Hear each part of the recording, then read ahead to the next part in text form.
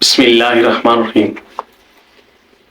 قرب قیامت کی 10 بڑی علامات میں سے ایک علامات دجال کا ظاہر ہونا بھی ہے۔ دجال کا فتنہ تاریخ و انسان کی ابتدا سے لے کر انتہا تک کے تمام فتنوں سے بڑا اور خطرناک فتنہ ہے، جس کی بڑائی اور شدت کا اندازہ اس بات سے بھی لگایا جا سکتا ہے ہر ایک نبی علیہ السلام نے اپنی امت کو دجال کے فتنے سے ڈرایا تھا۔ دجال کا تعارف اور اس کی اقسام۔ دجال کا معنی بہت زیادہ جھوٹا شخص، کیونکہ دجال بھی حق کے ساتھ باطل کو ملا کر جھوٹ بولے گا، اس لیے اسے دجال کہا جاتا ہے۔ یہ اولاً خود کو مومن ظاہر کرے گا اور لوگوں کو بھلائی کی طرف بلائے گا، لیکن پھر نبوت کا اور آخر کار الوہیت یعنی خدائی کا دعویٰ کرے گا۔ مشہور ہے کہ اس کی اصل یہود سے ہوگی۔ حکیم الامت مفتی احمد یار خان نعیمی رحمۃ اللہ تعالی علیہ فرماتے ہیں، دجال دو قسم کے ہیں، چھوٹے اور بڑے۔ چھوٹے دجال بہت ہوئے اور ہوں گے۔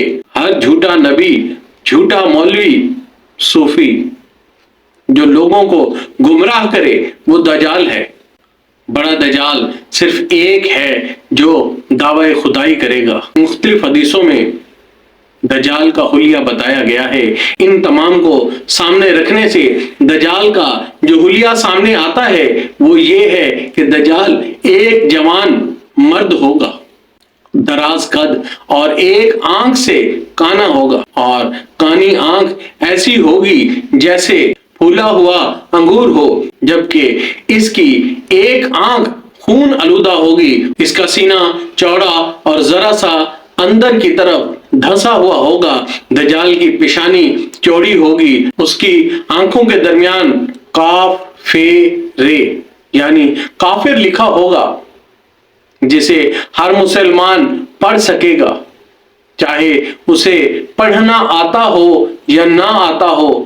اس کے بال گھنگریلے ہوں گے۔ دجال کے نکلنے سے پہلے دنیا کی بہت بری حالت ہوگی، جیسا کہ احادیث مبارکہ کے مضمون سے پتہ چلتا ہے کہ ان کے نکلنے سے 3 سال پہلے ہی دنیا میں عام قد پھیل جائے گی۔ پہلے سال آسمان 1/3 بارش اور زمین 1/3 پیداوار روک لے گی۔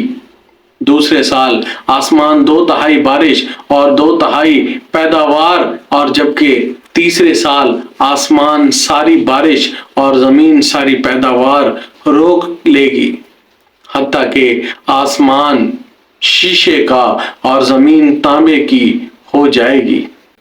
خشک سالی کے سبب تمام چوپاہے ہلاک ہو جائیں گے۔ فتنے اور قتل و غارت گری عام ہو جائے گی۔ آدمی ایک دوسرے کو قتل اور جلا وطن کر رہے ہوں گے۔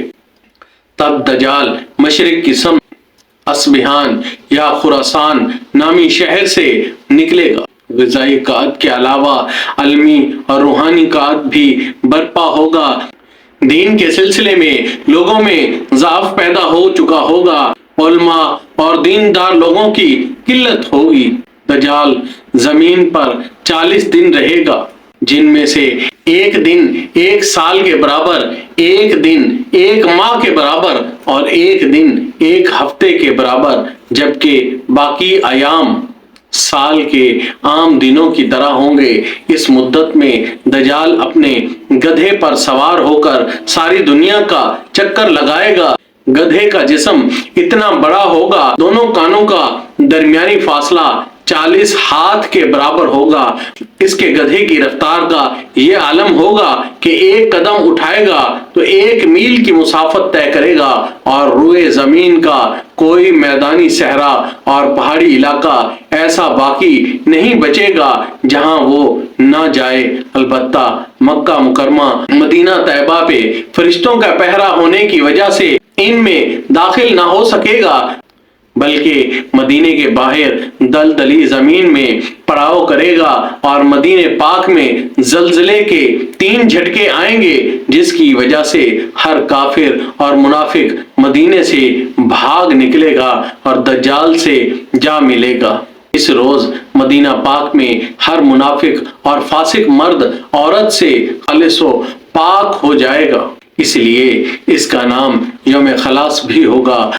اور بعض روایتوں کے مطابق بیت المقدس اور کوہ طور پر بھی نہیں جا سکے گا۔ دجال طرح طرح کے شعبوں کے ذریعے لوگوں کا ایمان برباد کرنے کی کوشش کرے گا۔ حدیث پاک میں ہے، دجال کے ساتھ روٹیوں کے پہاڑ ہوں گے۔ دجال کے پیروکاروں کے علاوہ باقی لوگ سخت تکلیف میں ہوں گے۔ اس کے ساتھ 2 نہریں ہوں گی، جن میں سے ایک کو جنت اور دوسری کو دوزخ کہے گا۔ در حقیقت جسے وہ جنت کا نام دے گا وہ دوزخ، اور جسے وہ دوزخ کا نام دے گا وہ جنت ہوگی۔ اس کے کہنے پر آسمان سے بارش برسے گی اور لوگوں کے سامنے وہ ایک شخص کو قتل کر کے پھر زندہ کر دے گا۔ دجال کے فتنوں کی وجہ سے اہل ایمان سخت پریشانی اور تنگی کے عالم میں بھاگ کر دخان نامی ایک پہاڑ میں پناہ لیے ہوں گے، لیکن دجال پیچھا کر کے پہاڑ کا گھیرا کر لے گا۔ اہل ایمان سخت بھوک اور تکلیف میں مبتلا ہوں گے۔ تب اللہ پاک حضرت سیدنا عیسیٰ علیہ السلام کو نازل فرمائے گا۔ حضرت سیدنا عیسیٰ علیہ السلام کو دیکھتے ہی دجال ایسے گھلے گا جیسے پانی میں نمک گھلتا ہے۔ آپ علیہ السلام دجال کو مقام لد پر قتل کریں گے اور ان کے پیروکاروں میں سے کسی ایک کو بھی زندہ نہ چھوڑیں گے۔ اللہ پاک ہمیں ہر مصیبت و آفات سے اپنی حفظ و امان میں رکھے، آمین بجاہت النبی الآمین۔